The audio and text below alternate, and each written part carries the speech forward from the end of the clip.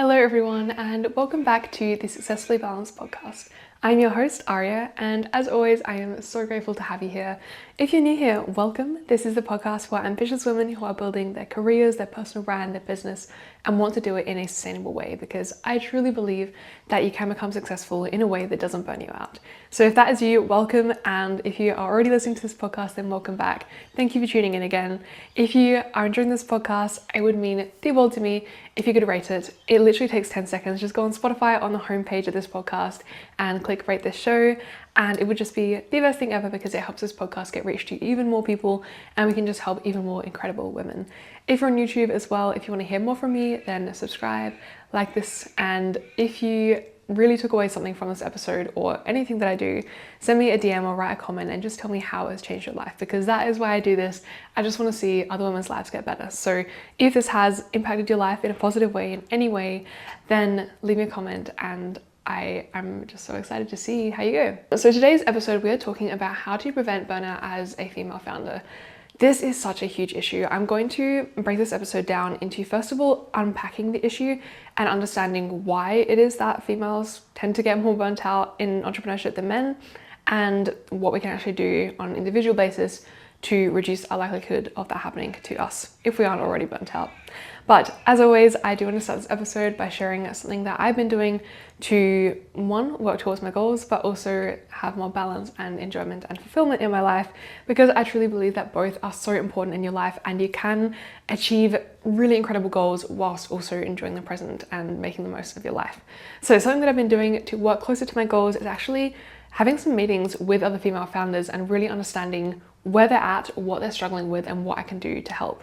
I had a meeting on Friday with the most amazing woman, and oh my goodness, just speaking to her left me feeling so inspired and just so ready to it's just the best feeling. If you've ever had a meeting with someone and you can just tell that your brain's on the same wavelength and you're like, okay, wow, this is awesome. You know that feeling of afterwards, you're like, okay, I could literally do anything right now, and it's the best. So that was amazing, and I have a couple more meetings lined up for next week because I'm going to a startup conference, and literally every startup founder in my country is going there. So that's going to be amazing. It's going to be exhausting. It's going to be jam-packed, but I'm so looking forward to it. So yeah, and then something that I'm doing for more balance and fulfillment is actually this afternoon, a friend and I are going to a women's circle, which I have literally never done in my entire life. I don't know what it's going to be like, but it's at this yoga clinic, and I think what it is you all sit around in a circle, do some meditation and share stories and things from your life. And I'm really interested to see what it's like, because I think it's something that I've always thought about doing, but then I happened to see the poster in a bathroom stall and I was like, okay, I gotta try it. So one of my friends and I were going there, and I'm just really excited because I think it's going to be a really nice experience. Let's get into the episode. So I'm going to have my laptop here because there's quite a few statistics that I don't want to mess up. So if you see me looking down, that's just for your own good. I just want to make sure that I'm giving you guys the best information that I can. Let us start with the problem. If you're listening to this podcast, then you are most likely a highly ambitious woman. And with being ambitious tends to be that you work extremely hard. And we set crazy goals for ourselves that other people wouldn't even think of dreaming about, but we have these crazy ideas and we lay in bed at night thinking, oh my goodness, I want to build this, I want to make this happen. And we just have these amazing things we want to make happen in our life. And we also have an innate drive to build a business or a career or a legacy that's going to outlive us.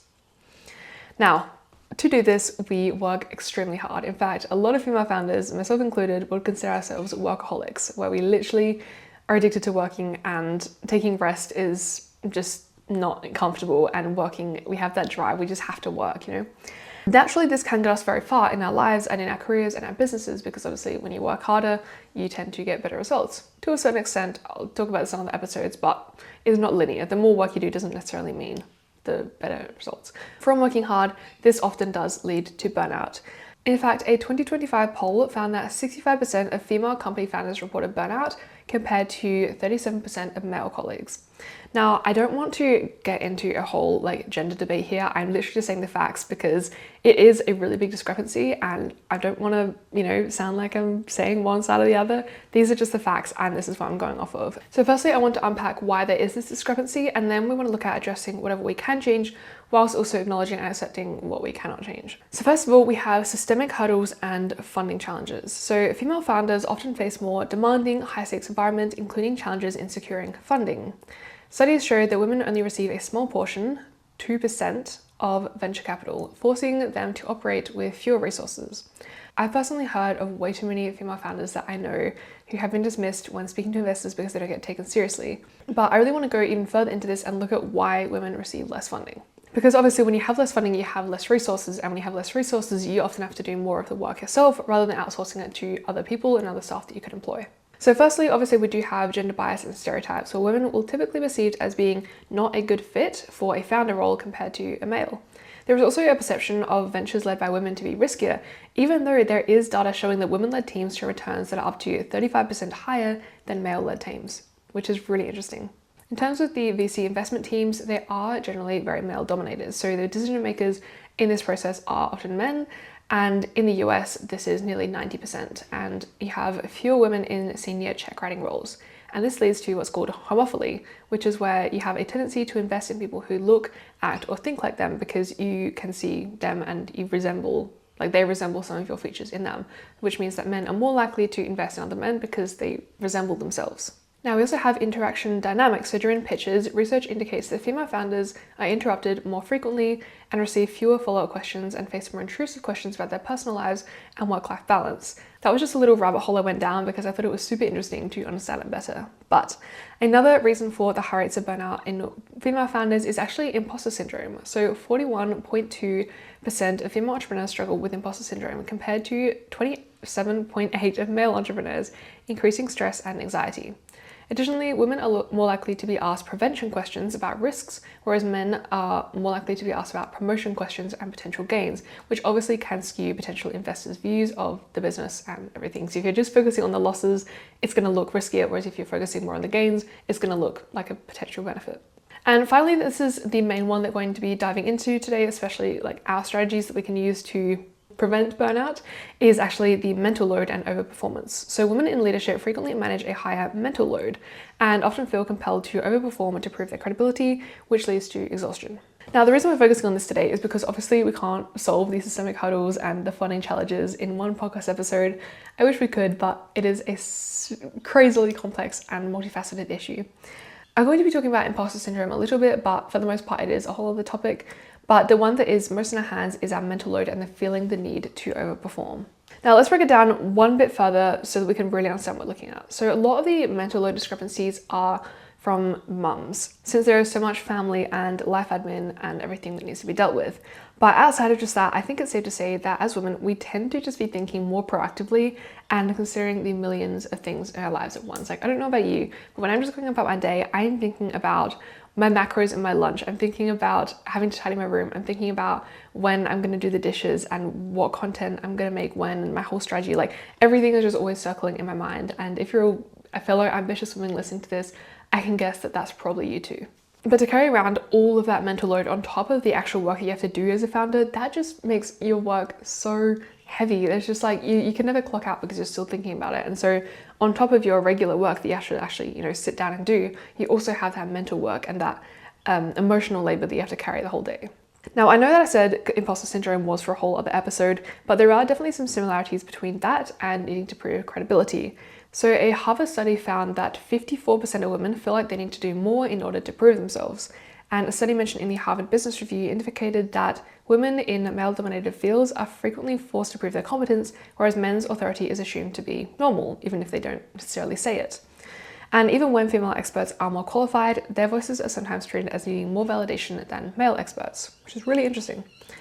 And also, men's successes are more frequently attributed to their natural talent or skill, whereas women's successes are often credited to luck or external help, which personally I find really upsetting when women have worked so hard to build their businesses or whatever, just for some people in the comments to be like, oh, I bet it was just like her dad's money or something. So basically this makes women feel that they need to prove their competence in order to ensure that their achievements are recognized. Now, I know I've been going over a lot of statistics and it's probably a little bit boring for you guys, so I'm sorry, but I do think that it's really important to unpack it and really understand the reasons, because I think it is such a complex and multifaceted issue. And I think if I was to just give you guys the tips without really understanding why, then they're only really surface level and can only really do so much. So we will get into the actual strategies now, but I think it is just really important to have that understanding and the backing behind the strategies that I'm going to explain. So that was a little prelogue to this episode, but I'm going to get into the actual strategies now. So there are a couple of different areas. So the first one is structure and boundaries. The second is energy and self-care management. Then we've got support and mindset. And I also have a little bonus, which is sort of just a thing I was pondering about. But yeah, so let's get into it. So first of all, structure and boundaries. Establishing rigid work hours. This one, I will admit, I definitely struggle with, because I think especially when you are self-employed, it's so much harder, because when you're just in a 9 to 5, you clock in at 9, you clock out at 5, you go home and you can just do whatever you want. But when you're self-employed and when you're working on your own business, it is so much easier to just let those hours blend into the evening and blend into the weekend, which there are certain phases of your life. So when you're, about to launch, it's going to be more intense. And, currently I'm working a 9 to 5 and also working on my business, so it does take up my weekend hours. There are certainly periods where you have to do that, but it's really important to still establish those boundaries. Like, for example, I don't work any later than 8 p.m. I know that might sound ridiculous to someone who's working a 9 to 5, but for me, it's like, I know I need to look after my sleep and my health. And if I didn't have that boundary, then I could just keep working until 1 a.m. and I wouldn't even notice, because I just am so passionate about what I do. So you really need to define strict start and end times to prevent overworking. So whatever that looks like for you, that could be 6 a.m. till 6 p.m. or 6 a.m. till 8 p.m. It doesn't matter necessarily how long those hours are, as long as you actually define the start and end points. Because if you don't, your work will bleed into the rest of your day and your weekend and everything like that. We don't want that, because when we don't control something, it can just end up so much bigger than it needs to be, and we can just end up working so much more than what is necessary and what is healthy for us. The second one is to create digital sunsets, or I actually heard someone in another podcast called it your closing shift. So basically creating an end of day ritual, for example, placing your devices in a box to signal the end of the workday. I did talk about this in the workshop that I ran the other week. I don't know if I made a podcast on it, but basically making a locking in and clocking out ritual. And the clocking out ritual for me is, first of all, responding to any urgent notifications that literally cannot wait, then deleting any of the other notifications, writing my to-do list for the next day, closing literally all my tabs with my laptop, closing my laptop, cleaning my desk, and then probably grabbing a snack or having a shower, getting changed. And that signals to my brain that the day is done, so that if I feel like working later, well, like, too bad, because the day is done. And, just having that ritual for your brain to recognize that work is done for today, we're not doing any more, that's super important. Another one that I actually did mention in that workshop as well is reducing decision fatigue. So basically, you want to automate tasks or decisions that you do on a daily basis. For example, choosing what to eat for lunch, choosing your outfit for the day. You want to make a system where you don't have to think about that anymore. So basically, you create routines for daily and recurring tasks to save your mental energy for high-level decisions, because we as founders, we have so much to think about in a day. We have everything from emails and admin to partnerships, everything like that. We want to save our mental energy really for those intense high-level decisions, and we don't want to be wasting it worrying about what we're going to have for lunch. Something that I've been doing, which some people may think is ridiculously boring, but when I go to work, to my 9 to 5, I wear the exact same outfit every single time. It's black pants and literally this t-shirt here. I wear the exact same thing because there's no reason for me to wear anything else, and it just saves me that mental energy for other things. Because if I was to spend time in the morning thinking about what I'm going to wear, that just is using my mental energy before I even get to work and before I even need to use my brain. And also things like meal prep, eating the same thing every day, or having a specific order from the supermarket. Obviously, guys, I don't want to make your lives boring. Like, don't do this all the time, but when it's your daily routine and you just, you need to save your mental energy, it can be really beneficial to automate those things. And then obviously on the weekend or, on the odd day, you can choose something different and just experiment, explore life a little bit more. But just saving that mental energy can give you just so much energy for the things that really matter, and don't drain your energy more than it needs to be drained. Last one is prioritizing tasks. So using tools like a 90-day planning to maintain focus and reduce your overwhelm. I do actually have a 12-week kind of 90 days. I can't remember how many weeks are in 90 days, but roughly a 12-week goal setting framework. I'm going to link it in the description so that you guys can get it. It's completely free. It's on Canva, and you can use the template and just plug it in. It's literally the exact template that I've used to grow almost 100,000 followers and pretty much do like most of the things I'm proud of. So I've left that in the description for you guys of this episode. But actually breaking down what your top 3 priorities are for these next 3 months or whatever, and breaking down the specific tasks that you're going to need to do to reach those. And then that means that that when you're actually doing a task throughout the day, they're working towards something bigger. Because if you just sit down and you think, okay, I'm going to just do my work, and you just pick up a random task, and that task isn't actually leading anywhere, then what is the point of doing it? You might as well focus less, but spend less time on tasks that are going to lead to somewhere rather than just blindly going into it and working for ages, but none of those tasks actually lead anywhere. Okay, part 2 is energy and self-care management. This is one of my personal favorite ones, and I think it is so important and really should lay the foundation of everything else you do, especially health, which we'll get into because that is just, it's the most important thing no matter what. But the first one is adopting energy management. So tracking your energy levels, so morning, midday, afternoon, and aligning tasks with your energy, and such as scheduling creative work during high energy periods and admin work during low energy times. Now, I don't know if I mentioned this in another episode, but I have been slowly chipping away at an app. This app is for ambitious women like you listening to this, particularly creator entrepreneurs who have really dynamic schedules, and it can change at one email. And you also have a lot of tasks you want to get done. You've got projects that go for a long time, and you also are a woman and your energy changes from a day-to-day basis, and so your ability to do work changes on a day-to-day basis. And I have personally had the struggle of looking at my task list, looking at my calendar, feeling how I'm feeling and being like, there is no way I can get all this done. And I think that is such a universal problem for so many founders, because we aren't machines. We can't work 24/7. And so I realized that I had this problem. I'm like, okay, well, how am I going to solve it? And I have done so much work in Notion trying to create a system, and I have gotten pretty far. It's pretty good. But there are some things that can't necessarily work in Notion. Like, for example, with this app that I want to build, I want it to respond to how you're feeling. So for example, if you're feeling really good that day, it'll automatically schedule more tasks and more work for you to get done that day. Whereas if you're about to get your period and you are exhausted, then it will back it off and it will put it on later. Obviously still taking into account the priority and the deadlines of different tasks and whatever. But that's something that I've been slowly working on in the background. I'm going to give you guys more updates as it develops, but I'm really excited for it because I think I have really high standards and the problem is so big for me. And I'm like, if this can solve my problem, then it can help other people as well. So yeah, but anyways, aside from that, tracking your energy and figuring out what parts of the day that you focus best. So for me, I focus best about like mid to late morning. So from say 8 a.m. until 11 to 12, that is my peak focus time. And then after that, that's when I do more of my like social, like my meetings, my replying to comments, DMs, anything that's just a bit more scattered focus. Whereas in the morning for me, that's when I write my podcast, that's when I script, when I write newsletters, whatever that is, that takes really deep focus. So understanding what that is for you, because for you, it may not be the same as me. You might have your peak focus at 11 p.m. at night. Good on you, because I'm asleep at that time. But yeah, looking at where you're most energetic and using that time wisely, and using your less energetic times to do tasks that require less energy, because if you do it the other way around, you're not going to get very much done and you're going to feel exhausted. Now, if you are in a leadership role, if you're an executive or you're leading a team of any sort, or even just self-leadership, there's something called heart-centered leadership, which I do want to learn more about because it sounds really interesting. I'm practicing that. So basically, before really big decisions, ask if the direction feels energizing or draining. So for example, if someone comes up to you and they say like, hey, I want to do a collaboration, and you immediately, your gut just feels like, nah, like this doesn't feel right. Like, and just every time you think about it, you just feel exhausted, say no. I mean, I know it's easier said than done. Obviously we have different situations, but when you have the choice to, and you can tell that situation or whatever is going to drain you, then I think it is really important to have the awareness of that and to say no. Whereas on the other hand, if someone comes up and says like, hey, I want to collab with you, and you're like, oh my goodness, yes, like you're awesome, like I want to do this, like you start pitching and it's just like really cool, that's the opportunities that you want to say yes to. Obviously there are some which won't feel as strong, and it does take a while to tune into your body and see how it feels.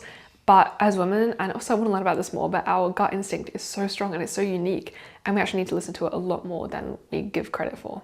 Okay, next one, prioritizing physical health. This is the biggest thing for me. So sleep, nutrition, exercise, and hydration, obviously. But that is the fundamental of literally everything. No matter how busy I am, I do not sacrifice my health. I went to the gym this morning. I have a big day today. I went to the gym, I ate a healthy breakfast. I had a smoothie with banana and chia seeds and whatnot. I got like 8 hours sleep last night. Actually, how much did I get? Oh, I got 7 hours 19. That's close enough. But yeah, I do not sacrifice my health because I know that everything else, my focus, my productivity, my ability to engage with other people, it all depends on how I'm feeling, and how I'm feeling is hugely attributed to my health and how I take care of myself. So whatever that looks like for you, as long as, really simplify it, get enough sleep, exercise, and eat enough food and the right foods, and you will feel a lot better than if you don't.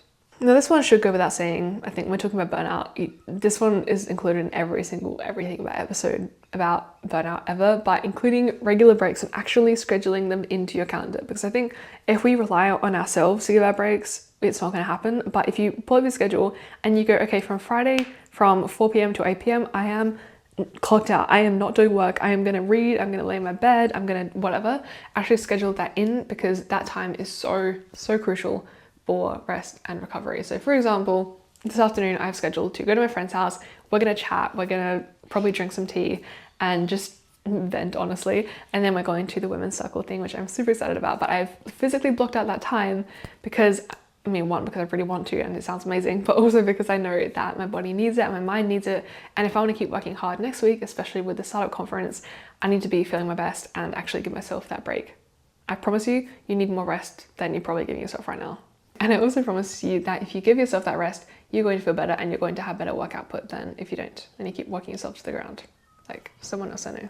And the third part of this is actually your supports and your mindset. So first of all, building a support squad. I love this idea so much. So building your little team of mentors, networking groups, everything like that, and professional help. So this could be therapists and coaches to avoid isolation, because we all know there's that saying, it's lonely at the top.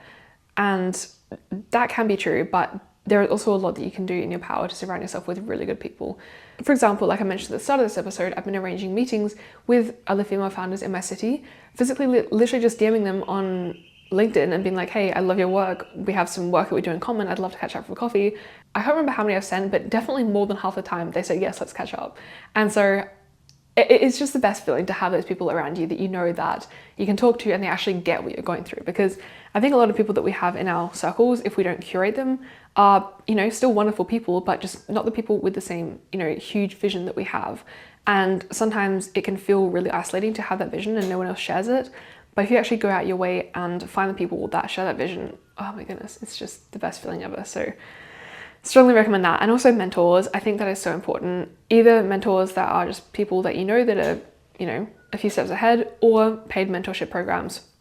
Both are so important, because I'm in a paid mentorship program at the moment, and not just my actual mentor, like my success manager, but other women that I've met in that group. Like I just had a call last night with this woman. I helped her set up her Notion system so that she could be more productive and, just reduce that load of having to manage your time and your tasks.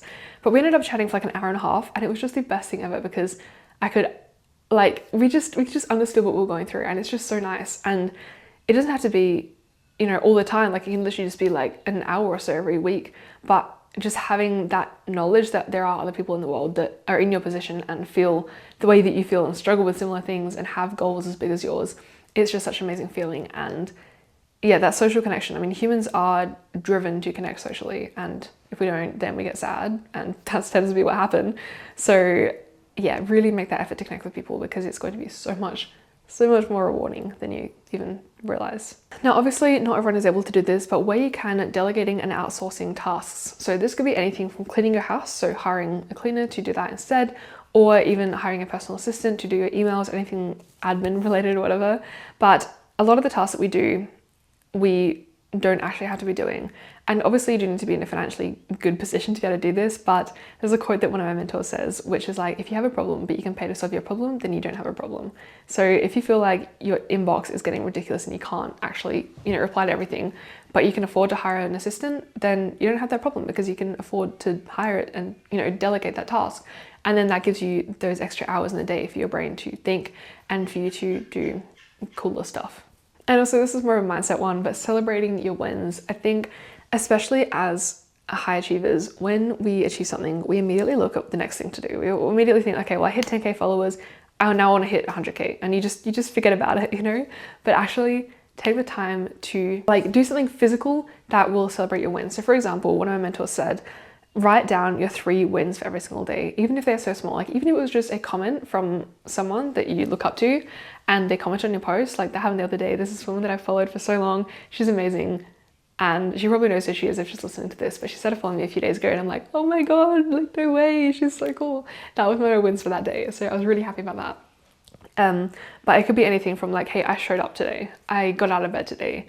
no matter how small it is, write down your wins and focus on them, because the more you focus on your wins, the more wins you'll have and just the better you'll get. So yeah, don't focus on your flaws at the time. Don't just look at the next thing to achieve. Actually do something physical to acknowledge how far you've come. Like when I hit 20k followers, I made a cake and I sat in my garden, and my boyfriend, we did like a little photo shoot and we ate cake, and it was awesome. Now the last one is also a mindset shift, and it is going from trying to prove things to actually building them. I think that in entrepreneurship, there is such a badge of honor that we wear, that if we are burnt out, then we have been working so hard and our business deserves to succeed. And often we feel the need to prove ourselves that we have been working hard enough, and we will, deliberately work later to be like, yes, I'm working so hard. But like, what does that actually achieve? And so I think that it's really important to actually shift that mindset to actually a building sustainable systems mindset, which is where you build systems that will enable you and provide you the foundations to but to hold you so that you can achieve really highly, rather than just persevering and pushing through, because that only works for so long, and then eventually, yes, we will burn out. This is something that is sort of one of my specialties, is building those systems. So if you follow me on Instagram, you would have seen the Life Architect system, which if you guys are listening to this, I will link it down below for you. It is literally my foundations for everything I do. So it's everything from my vision, my big picture vision, to my healthy habits, to my daily systems, just everything is systemized, because I know that makes things so much easier. And for example, right now, I might have mentioned this in another episode, but I'm in a standard operating procedure of my content filming. I know what I do at each time, and I don't have to think about it because I've systemized it. And that just gives me so much space to, experiment and create. And I don't have to prove to myself that, oh my God, yeah, I'm working so hard, I spend my whole Sunday filming and whatnot, because I actually have a system to make it easier for myself and still get the same results, but just easier. So that's like the main three parts, but I did have a bonus as well, which is something I do want to look into more, but it's actually leading with the heart versus leading with the mind. I was listening to a little bit of a podcast the other day where this woman was saying that burnout doesn't necessarily happen when you're doing too much, but it's when you're doing too much of the wrong thing and when something doesn't align with you. So if you are working in your business and you're super passionate about it and you're working 12 hours a day, great. And you may not necessarily get burnt out from that, but if you're working that many hours in a day on a business that you're not passionate about, it's going to be so much harder to push through, because you don't have that internal intrinsic motivation to do it. And so it's that disconnect and that misalignment from leading with your heart versus leading with your mind that is going to get you burnt out a lot quicker. And often we trust our brains more because they think logically, whereas our heart feels like what is right for us, you know what I'm saying? And so if you feel like your heart is pulling you in one direction, but your brain's going, no, this is safer, this is what I should be doing, then, working with what your mind is doing is probably going to get you a lot more burnt out quicker. And I wish I could have, really deeply understood this before I did this episode, but I think it's still a little contemplation about it in the meantime. But I do think that when you can align what you really feel like you're drawn to with what your brain can see is the right option, if you're working on that, it's so much harder to get burnt out because you really care about it and it's in alignment. Whereas, yeah, if it feels disconnected, you're probably going to get exhausted quicker. Let me know if you guys actually want a whole episode on that, because if you do, I will go and I will research it so much and just share with you guys everything that I know, because I think it's really important and I think it's really interesting, especially as women. But that is all that I have for today's episode. It's been a pretty long episode, actually. I need some water, I'm really thirsty. But I hope you guys have enjoyed. If you have enjoyed, then please rate this podcast. It would be the coolest thing ever, especially if you rated it 5 stars, that'd be amazing. But yeah, and if you want to hear more from me, you can follow me on Instagram at @byariaemily, and I'm also on YouTube if you want to watch these, if you're listening, and if you're watching, then I'm also on Spotify. The podcast is called Successfully Balanced, in case you haven't worked that out already. And if this podcast has changed your life in any way, shape or form, then leave a comment down below and let me know, or send me a DM on Instagram, or I don't know, send me an email, whatever you want to do, and let me know, because that is truly my mission. And if you know of another woman in your life that will benefit from listening to this, then send this to them and you'll make their day. But yeah, I hope you guys have a lovely week, and I will see you in next week's episode. Bye bye.